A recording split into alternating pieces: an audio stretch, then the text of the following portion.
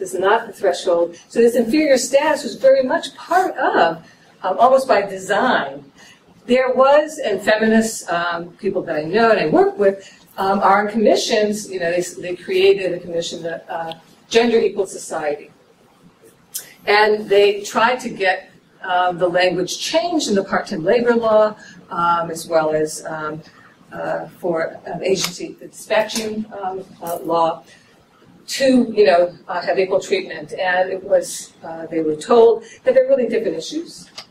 They're incompatible. Some said it was incompatible. Others said, well, it's beyond the scope of this amendment. And so you have this very interesting tension that exists between, on the one hand, so rhetorically equal employment, on the other hand, really fostering this inferior status of workers, or this is truly precarious, not in terms of tenure, because a lot of part-time workers have high tenure, but they don't have the age-graded promotion. They don't have age-graded wage increases. So you have, if you look at over time, this is the wage line for part-time and temporary workers.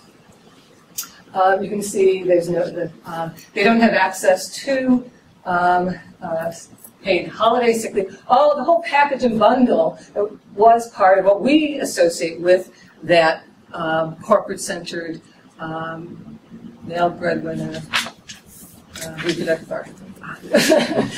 Throwing them all in, all those words in it at the same time. So my argument is that, in part, not in part, but the state has been very active in sort of helping to construct this precarious dualism in the labor market and the gendering of that. So let me make some concluding remarks. So I've argued that the existence of non-standard employment in Japan predates the recession and deregulation during the 1990s, suggesting that the origins lie beyond the confines of narrowly defined economic factors. Most accounts missed the early emergence of precarious non-standard employment. That is I've argued, is part of the Japanese employment system.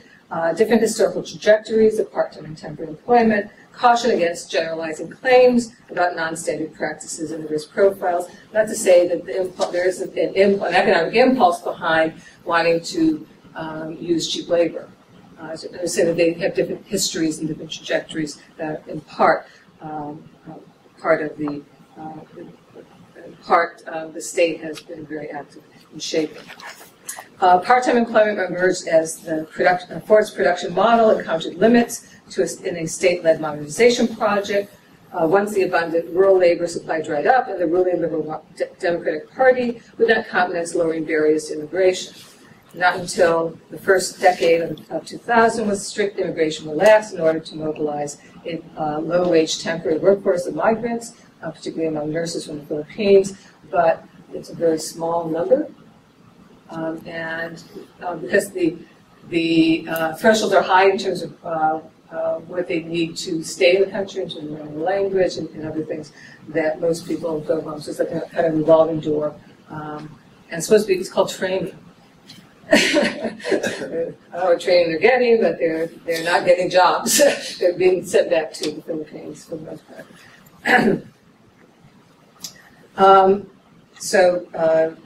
You didn't have that sort of possibility of, and just sort of, again, sort of relaxing to some extent.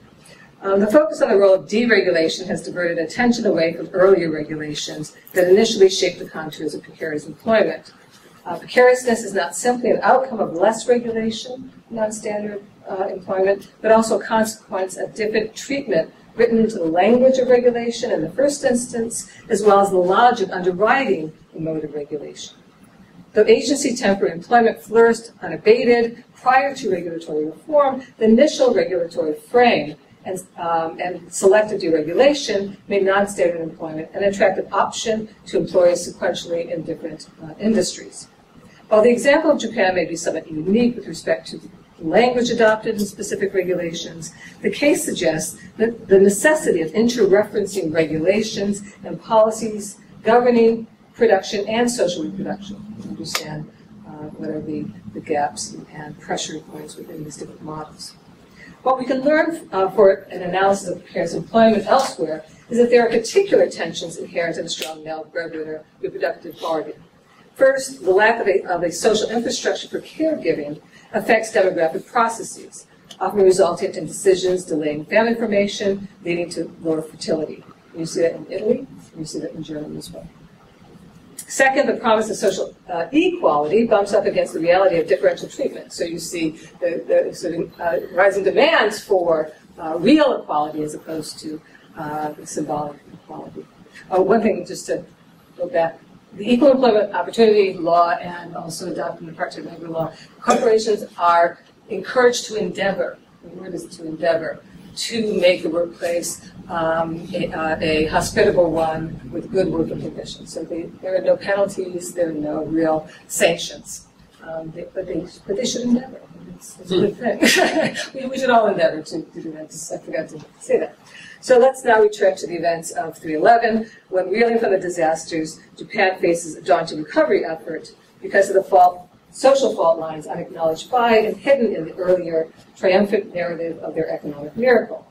What appeared as strength as long as the economy was growing turned out to be an inherent weakness born of the dualism in their labor market. Today, Japan's social structure looks more like that of the U.S. in terms of income inequality and poverty. So the Gini coefficient for Japan is 0.329. In the U.S., it's 0.378. In terms of overall poverty rate, 15.7% in Japan versus 17.3% in the U.S. This is not the Japan model that we learned about in industrial relations courses or comparative political economy. This is quite different. The child poverty rate, 14.2% in Japan, compared to 21.6% in the U.S. And then finally, and this really, I mean, I've been studying in Japan for about over 10 years. This stuns me. Senior poverty, Japan, 21.7% versus 22.2% in the U.S.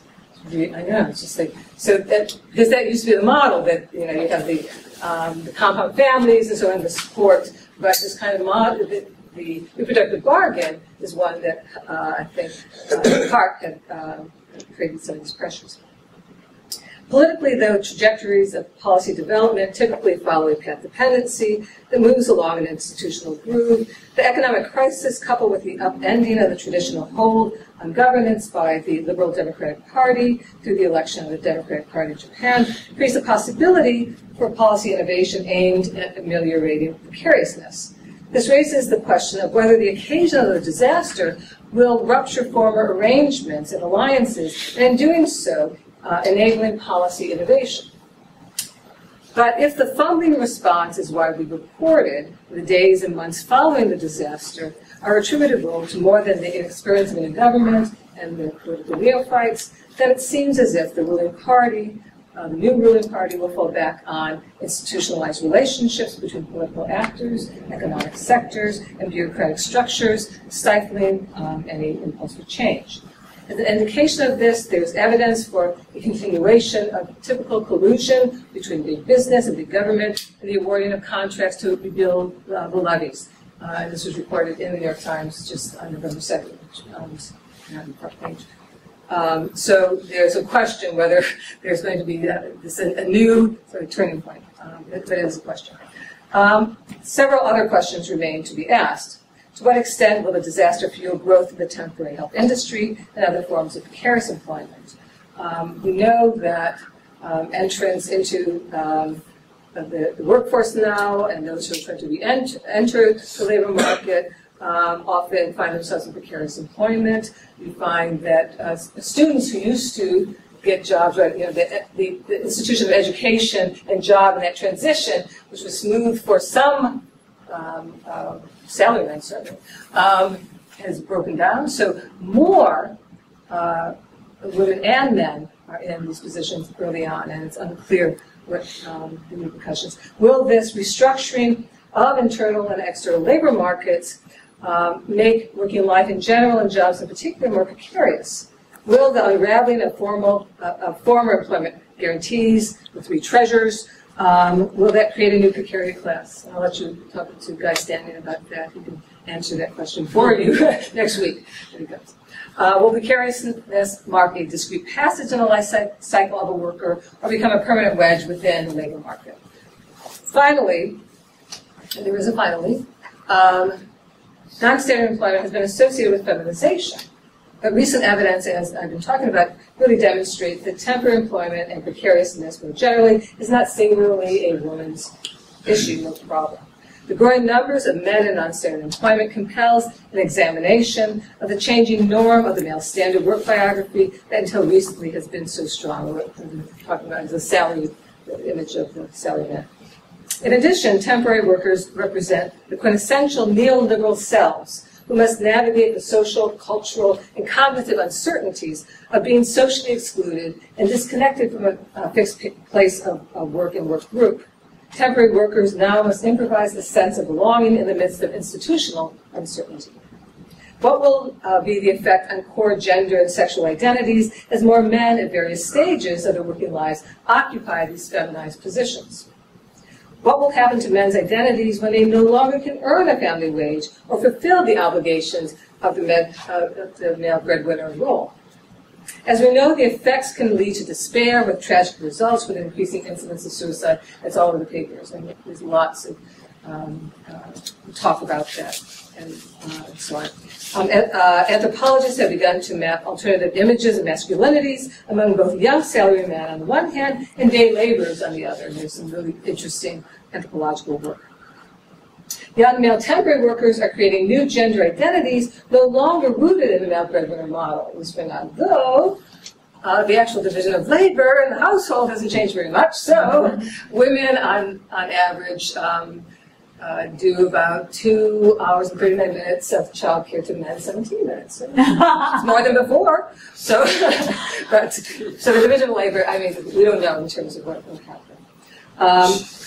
Will non-standard employment begin to undermine patriarchal relations as the conditions of uncertainty and insecurity extend to more men at different life course stages? And finally, will changing work biographies reshape norms and identities of fatherhood and motherhood? How Japan responds to the current economic and environmental crisis will determine the terms of this social contract now in transition.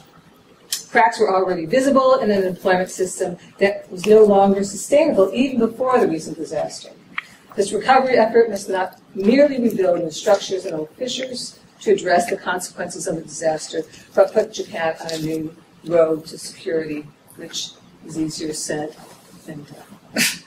Thanks very much.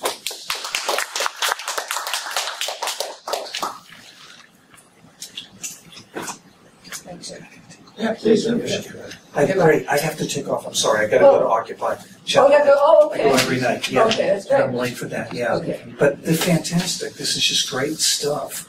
All I wanted to do was just add another number to the list that you had there. I like numbers. You know, I thought you would. But numbers are my friend. I mean, in some sense, Japan still isn't as bad on the terms of precarity indices as the U.S., I mean, the belly of the beast, except for, listen to this though, I know you probably have, you probably already have this, but the one big one, this is OECD numbers from 2008, permanent full-time to impermanent full-time, 100 to 90 in Sweden, right, 100, whatever, 81 to Germany, 100 to 70 in France, the U.S. is 100 to 62, Japan is 100 to 48. That much worse than the U.S. for all the reasons that you gave. Wait, right? what were the two categories? Permanent full-time versus impermanent full-time, or irregular full-time. For the same job, Japan is one, as far as pay scale, 100 to 48. Which when I was doing this, I just wrote an essay on this. It just, but you know what? Give me your card. Yeah, sure. But anyway, but the thing is, you gave the historical reasons that, in some sense, makes that perfectly understandable. Yeah, that's really great, and this is for the OECD. That's one of the one statistic I'm sure very many statistics I don't have. I have tomorrow. I will hand out a set of tables that are more comparative, but this is not one of the indicators I had. That's really interesting, and I'll get your article. Okay, great. Well, occupy. Go and occupy. Don't get arrested, Mark. Don't get arrested. Or maybe get arrested. Or get arrested. Yeah.